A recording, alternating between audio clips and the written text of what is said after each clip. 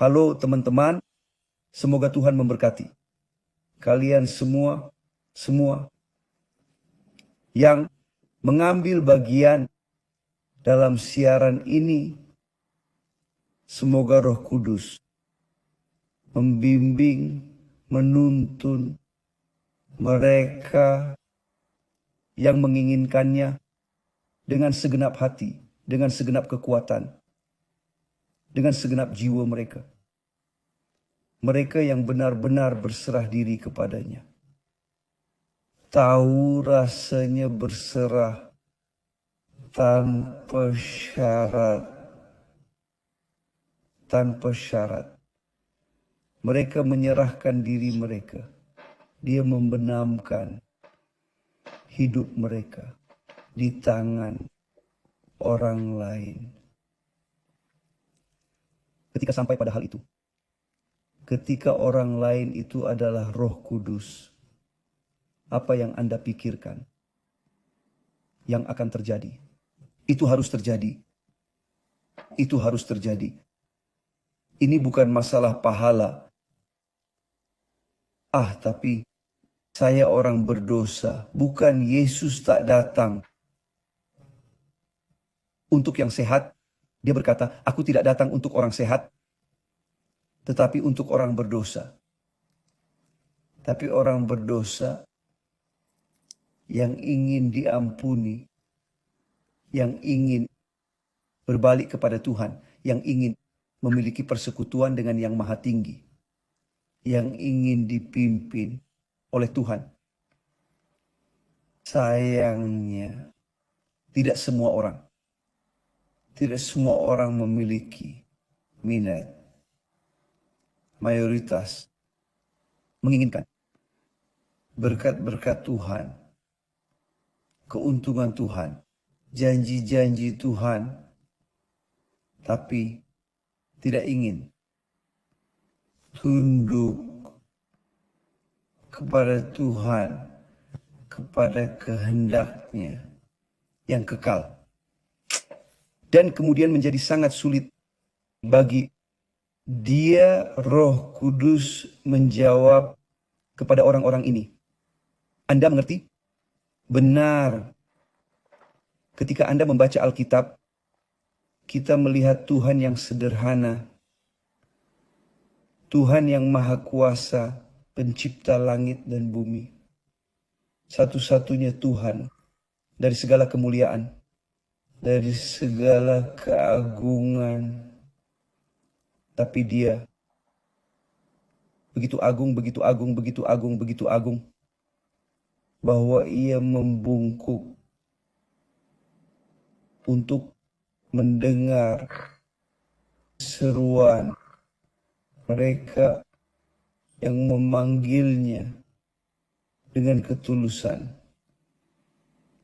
Anda tahu orang-orang yang berkata, oh Tuhan, saya orang paling tidak berharga di dunia.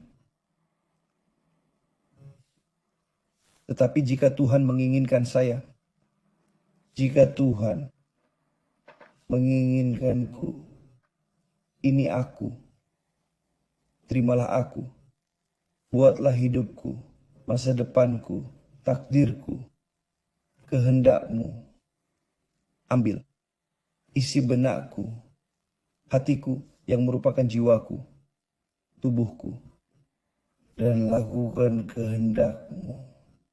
Karena aku percaya padamu, meskipun tak kulihat, tak kurasakan, tak kusentuh. Tetapi saya tahu bahwa Tuhan ada dan bahwa Tuhan mendengarkan doaku. Ketika Anda melakukan itu luar biasa. Masalahnya orang-orang tidak mau mengerti atau tidak mengerti singkatnya. Ada hambatan dalam hidup mereka. Karena mereka ingin melakukan kehendak mereka. Jadi lihatlah, ketika kita membuka Alkitab, bukalah Alkitab Anda di sana, di Ibrani, dalam kitab Ibrani. Bab pertama dari kitab Ibrani, Ayat pertama dari kitab Ibrani.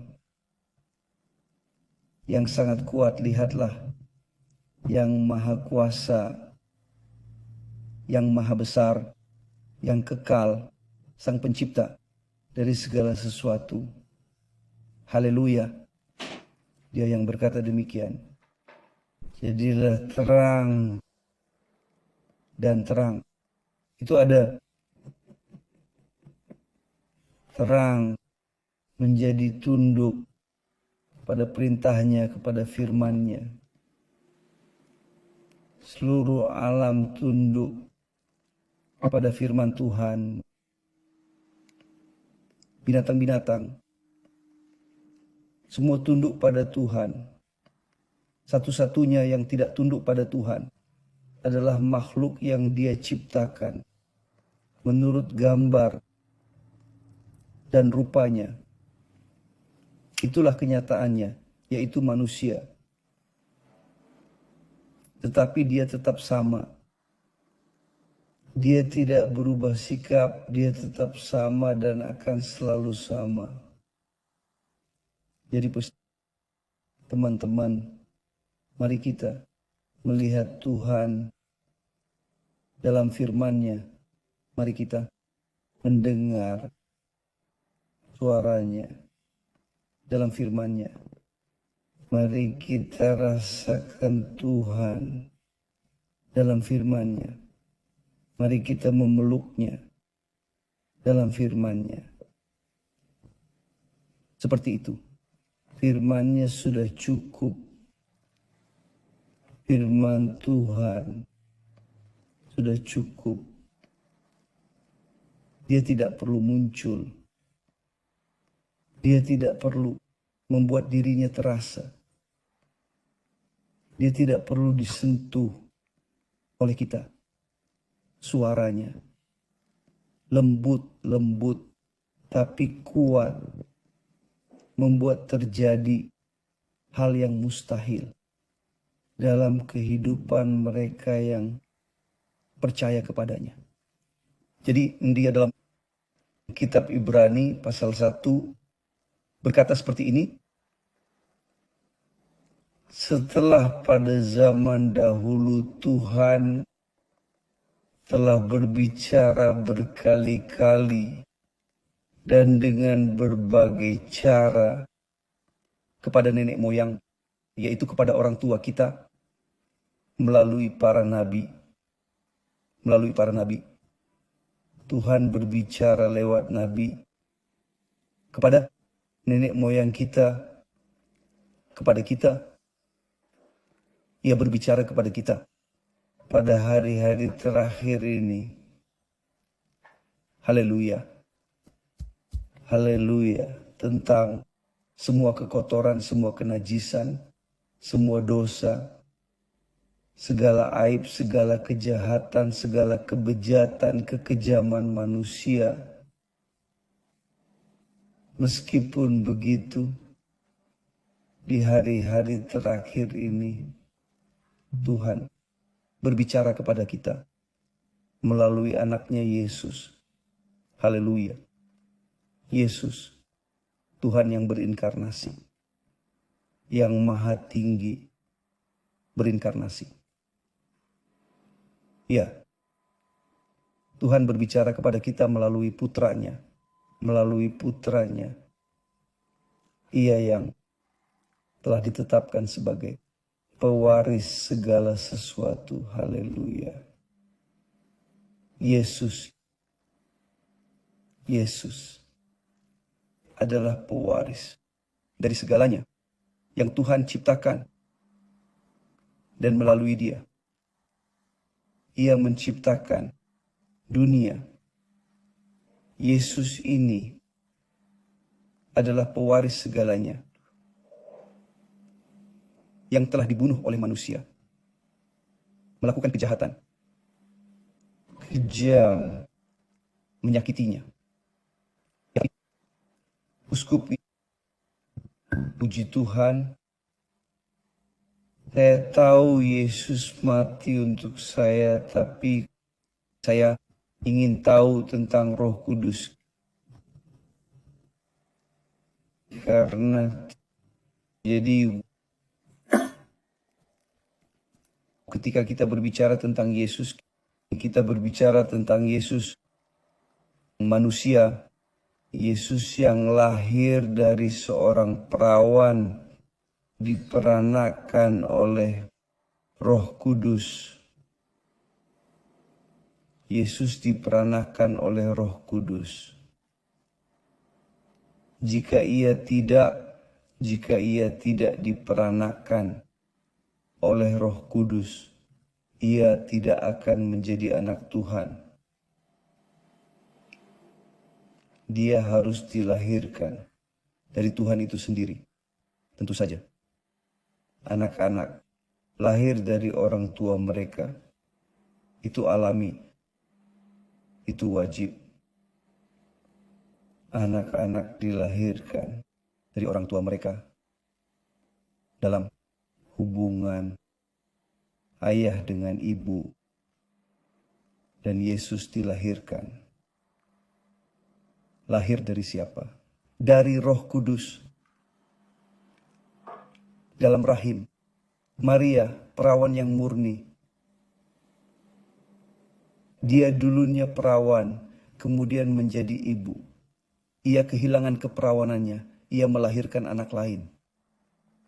Saudara-saudara Yesus, dari ibu bukan dari ayah, karena Yesus adalah satu-satunya. Dia adalah satu-satunya. Satu-satunya ketika ia datang. Tapi hari ini, dia bukan satu-satunya. Ketika Anda membaca Alkitab, para rasul mengatakan bahwa anak Tuhan satu-satunya adalah Yesus. Dengan kata lain, Tuhan hanya memiliki satu anak. Haleluya, hal yang luar biasa. Aku merasakan sukacita di sini dalam jiwaku. Dan saya akan senang para menyampaikan kepada Anda semua yang Tuhan telah berikan kepada kita. Dan bahwa Anda juga dapat memiliki sukacita di dalam jiwa Anda. Dan banyak lagi yang tak mendengar perkataan ini. Roh Kudus datang melakukan mukjizat dalam hidupmu, ia akan memperanakkanmu. Juga anak perempuan dan anak laki-laki Tuhan. Sehingga Yesus disebut anak tunggal Tuhan. Dalam teks berkata bahwa Tuhan begitu mengasihi dunia. Sebuah kasih tanpa syarat. Dia cinta dunia hingga memberikan anaknya yang tunggal, yaitu anaknya yang tunggal. Dia hanya memiliki satu anak laki-laki. Haleluya, haleluya. Ia hanya memiliki satu anak tunggal. Mengapa ia memberikan anak satu-satunya?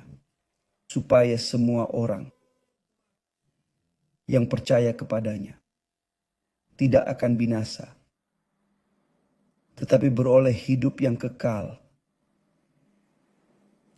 dan memiliki hidup yang kekal. Hanya yang lahir dari Tuhan, hanya yang lahir dari Roh Kudus.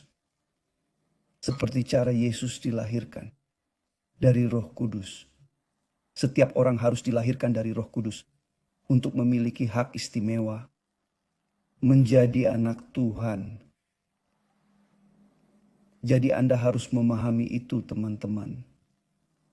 Anak Tuhan bukan mereka yang bilang, saya percaya kepadanya. Karena ada tertulis bahwa bahkan setan juga percaya kepada Tuhan. Dan mereka bukan anak-anak Tuhan. Tapi saat Anda memiliki kesadaran ini, bahwa agar Anda menjadi anak Allah, Anda harus dilahirkan dari Roh Kudus. Dan kemudian Anda memahami dengan baik perkataan Yesus kepada Nikodemus. Lihatlah Nikodemus, barang siapa yang tidak lahir dari air. Artinya, baptisan pertobatan, penguburan dari sifat kedagingan mereka yang tidak lahir dari air, dan Roh Kudus tidak dapat masuk dalam kerajaan Tuhan, tidak dapat masuk kerajaan Tuhan. Kerajaan Tuhan bersifat rohani. Kerajaan Tuhan tidak sama dengan kerajaan dunia yang duniawi ini. Egois, memikirkan diri sendiri. Kerajaan Tuhan bersifat rohani. Adalah kerajaan dari roh, dilahirkan dari Roh Kudus. Dan hanya mereka yang bersifat roh. Dengan kata lain, berbicara dalam bahasa sederhana, yang rohani, yang memiliki akar kerohanian. Orang yang rohani adalah orang yang mengampuni, adalah orang yang tidak menyimpan dendam. Orang yang memberikan pipi yang lain, seperti yang diperintahkan Yesus semuanya. Yesus lakukan. Mereka yang dilahirkan, seperti ia oleh Roh Kudus, juga dapat melakukan hal yang sama. Mengampuni, mengasihi musuhnya. Jadi, kadang-kadang orang itu ingin menerima baptisan Roh Kudus.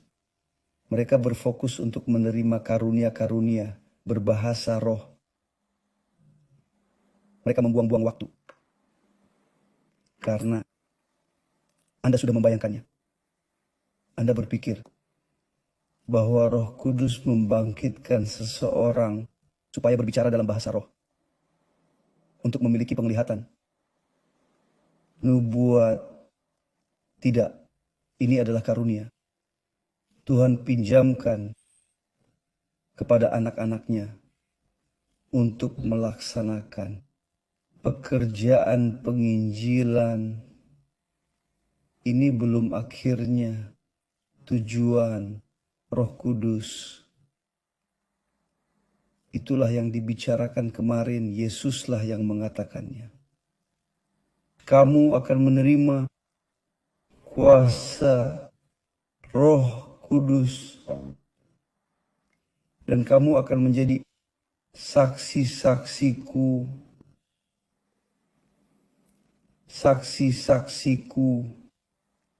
di Yerusalem, di Samaria, Yudea, dan sampai ke ujung bumi. Saksi-saksiku. Jadi ketika seseorang dilahirkan dari Roh Kudus, itu jelas. Tapi ini sangat jelas bahwa Tuhan ada. Orang itu sendiri menjadi saksi kebangkitan. Yesus, mereka membunuh Yesus, tetapi dia bangkit, dia tidak mati, dia tidak mati, dia tidak mati. Kita tidak merayakan kematian Yesus, kecuali ketika kita mengambil bagian dalam perjamuan kudus. Tapi kita menikmati kebangkitan Tuhan kita, karena jika dia tidak bangkit, kita akan benar-benar hilang. Benar-benar hilang. Karena jika Yesus tidak bangkit, bagaimana dia bisa memberikan rohnya kepada saya jika dia sudah mati? Saya tidak butuh roh orang yang mati. Anda mau? Berpikirlah denganku. Berpikirlah denganku. Jadi, bukanlah roh Dr. Fritz, Dr. Frankenstein, ataupun orang manapun. Itu adalah roh Tuhan Yesus yang hidup. Bukan roh seseorang yang sudah mati. Tapi roh seseorang yang telah bangkit. Dan untukmu memiliki roh dari Dia yang telah membangkitkan Yesus. Supaya kamu menerima roh Tuhan Yesus, yaitu Roh Kudus, maka kamu harus mati bagi dunia ini. Karena jika tidak, bagaimana mungkin hidup di dalam diri Anda terbagi dengan dunia? Apakah Anda pikir Dia akan membagi Anda dengan dunia? Dengan keinginanmu, dengan hatimu? Tidak, temanku. Itu tidak mungkin. Itulah sebabnya banyak orang, saya akan bicarakan di sini, dalam penelitian ini. Dan pada saat yang sama saya akan membuat perbandingan yang penting untuk kalian pahami mengapa Roh Kudus. Jadi ketika seseorang menerima Roh Kudus dari seseorang yang telah mati dan bangkit kembali, maka mereka pasti memiliki karakter, roh, pikiran, hati dari orang tersebut yang telah mati dan bangkit kembali, yaitu Yesus. Jika ia menerima roh Tuhan Yesus seperti yang didukung banyak orang, mereka berkata, oh, saya telah menerima Roh Kudus karena sekarang saya berbicara dalam bahasa roh. Kasihan. Mereka semua hampa.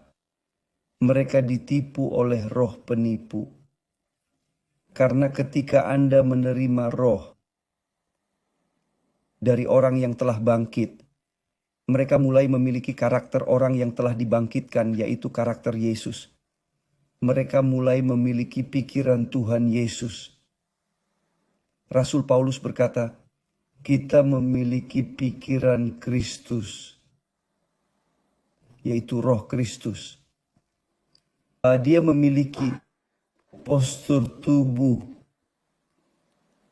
perilaku di dunia ini kotor, busuk, menjijikkan, tidak adil, kejam. Dibedakan.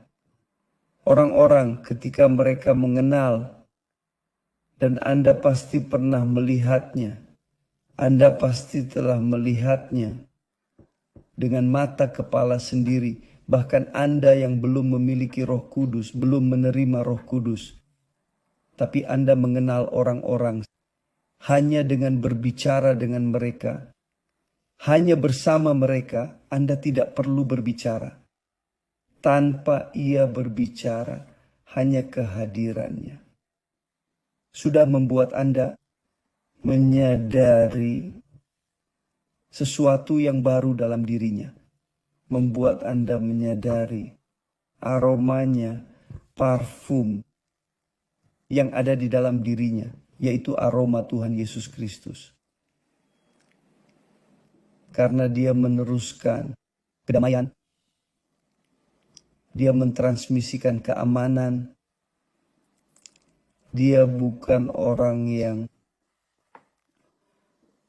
seperti kebanyakan orang gugup, cemas, khawatir tentang ini dan itu, dan memikirkan hari esok. Dia tenang, dia aman, karena roh yang ada di dalam dirinya adalah roh Tuhan. Adalah roh kedamaian, adalah roh keamanan, adalah roh kehidupan. Sebuah senyuman, hanya senyuman dari seseorang yang memiliki Roh Kudus, sudah mengatakan semuanya.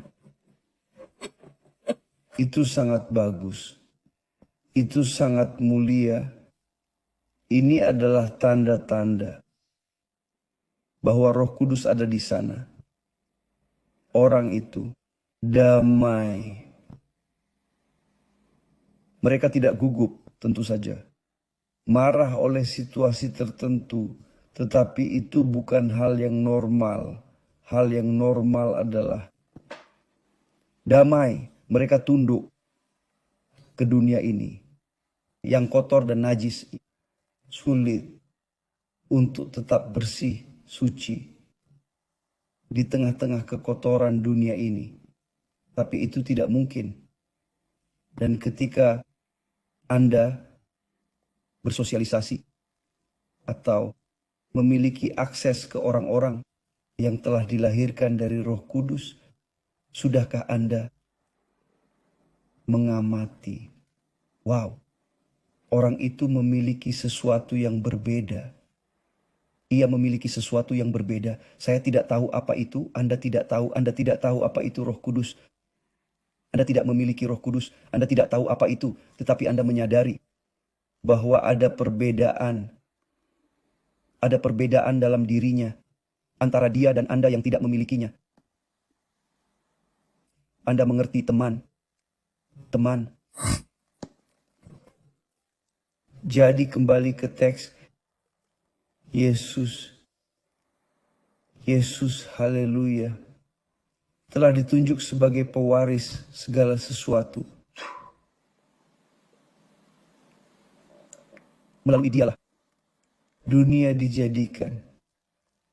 Artinya dia mati di kayu salib, tapi dia bangkit kembali. Itu sebabnya dia adalah pewaris. Haleluya. Pewaris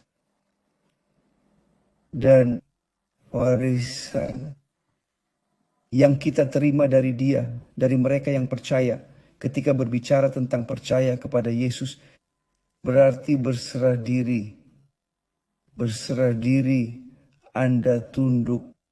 Seluruh keberadaanmu, seluruh pikiranmu, seluruh hatimu, nafsu, hasrat, keinginan hati Anda tunduk atau menundukkan diri Anda kepada kehendak Tuhan.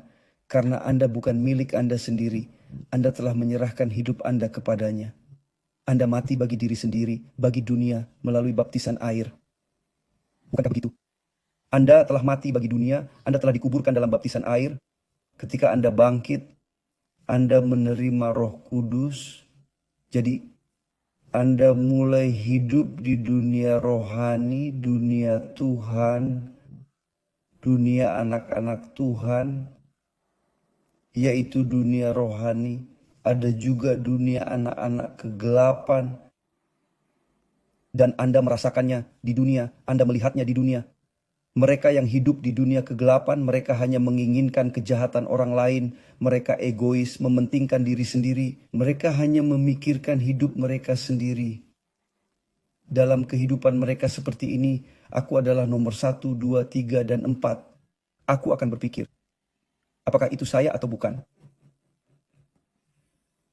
Itulah dunia roh-roh jahat.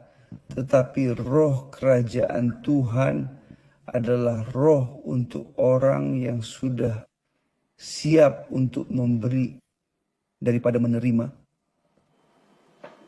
Itu saja. Jadi ketika Anda melihat seseorang yang ingin menerima, yang menginginkan sesuatu, yang berharap, yang bukan dari Tuhan, orang itu egois. Mereka hanya memikirkan diri mereka sendiri. Mereka adalah tuan bagi diri mereka sendiri, bagi hati mereka sendiri. Sehingga mereka hanya ingin menerima. Mereka hanya ingin menerima. Tetapi ketika seseorang dilahirkan dari Tuhan, mereka hanya ingin memberi. Maka Anda memiliki dua dunia. Dunia egois yang hanya ingin menerima. Dan dunia dari mereka yang berasal dari Tuhan, lahir dari Roh Kudus yang rohani. Bahwa gereja Tuhan Yesus terdiri dari orang-orang yang telah dilahirkan dari Roh Kudus.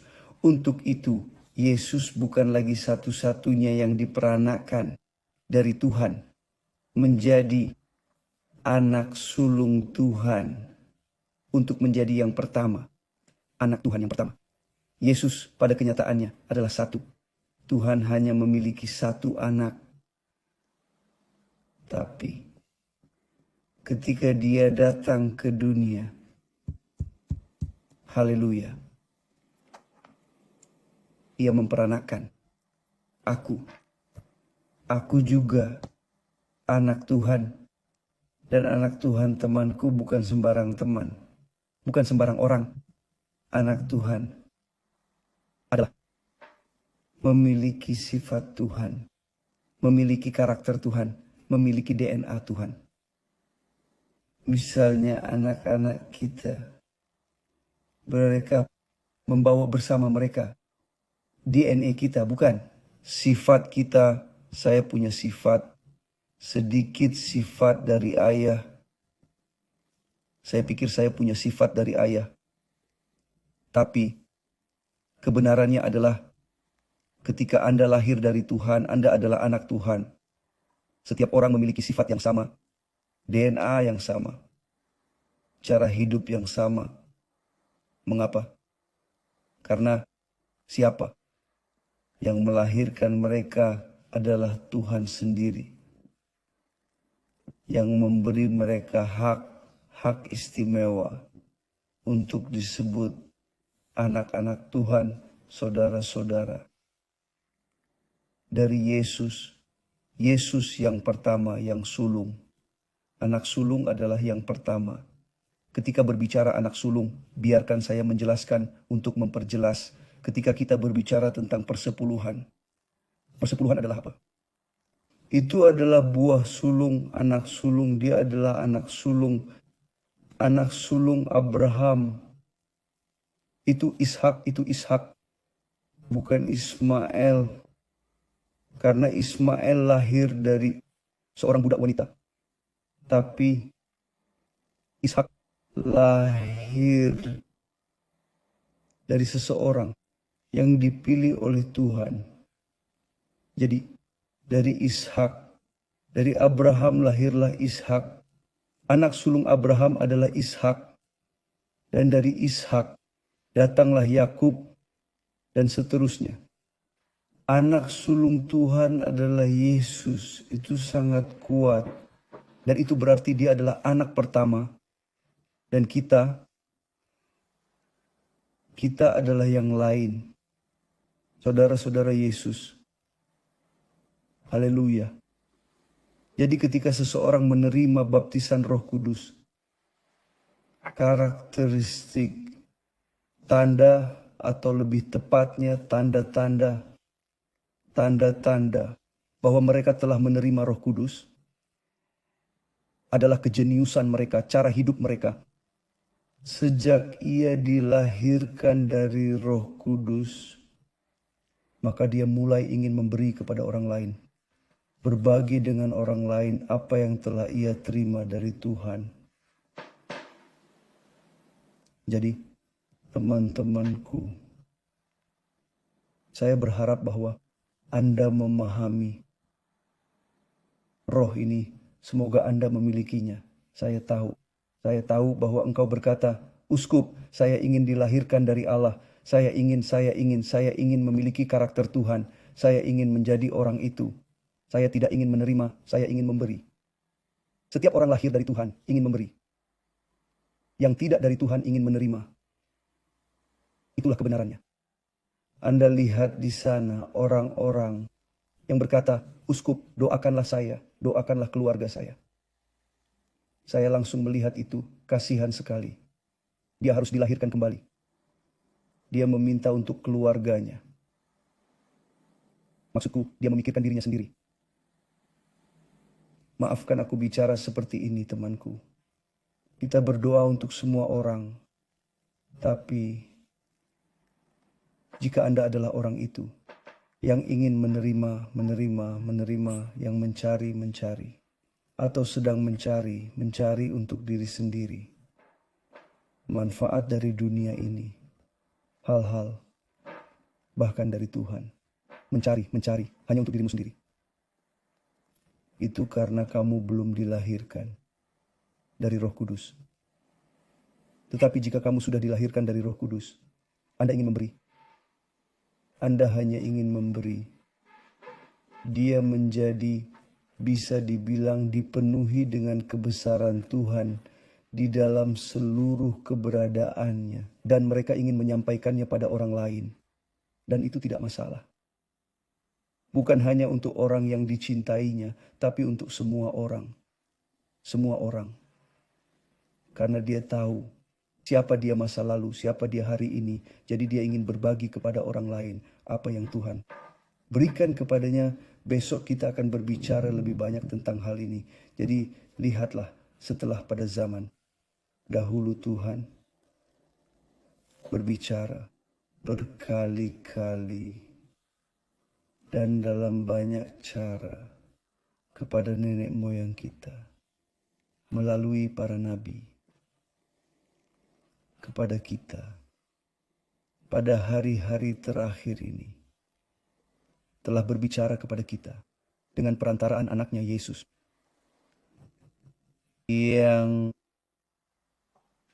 yang ditetapkannya jadi ahli waris, yang olehnya dunia dijadikan. Jadi Tuhan berbicara kepada Anda. Dan saya yakin bahwa Tuhan sedang berbicara kepada Anda. Saya tahu bahwa ada orang-orang yang sedikit terganggu. Karena mereka telah diajari sejak kecil bahwa setiap orang adalah anak Tuhan. Bohong, itu hal dari iblis. Ketika orang berkata, oh semua orang adalah anak Tuhan. Tidak sama sekali, itu bohong. Anak Tuhan adalah orang yang dilahirkan dari Tuhan. Yang dilahirkan dari Tuhan benar, anak Tuhan. Nah, kita akan membicarakannya besok. Jika Anda sedih mendengarnya, Anda tidak tahu apa-apa, besok kita akan lanjutkan membicarakan hal ini. Tapi Anda sudah tahu satu hal.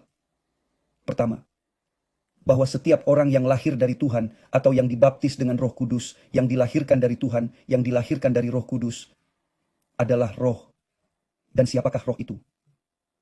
Roh adalah orang yang memiliki karakter Tuhan dan Juru Selamat kita, Yesus Kristus, yang memiliki keberanian untuk menanggung dosa-dosa kita. Dan banyak lagi. Dan keberanian untuk mengampuni sampai saat terakhir dalam hidupnya. Dia mengampuni pencuri itu, pencuri yang baik. Tak ada pencuri yang baik, tapi pencuri itu yang diampuni di akhir hidup. Karena dia meminta, Tuhan, ingatlah saya ketika Anda di surga. Dan Yesus yang adalah roh Tuhan, yang memiliki roh Tuhan, yang memberikan roh Tuhan, yang adalah anak Tuhan pada saat itu. Hari ini kamu akan bersamaku di Firdaus. Lihat itu. Yesus mengampuninya. Orang yang awalnya mulai mengumpat Yesus, maksud saya hanya beberapa menit atau beberapa jam sebelumnya dia juga menghukum Yesus. Tapi kemudian pada saat terakhir, Tuhan, kasihanilah aku ketika engkau ada di sana. Yesus berkata, engkau akan bersamaku hari ini. Tuhan memberkatimu. Dan sampai jumpa besok. Dalam nama Tuhan Yesus, terima kasih Tuhan.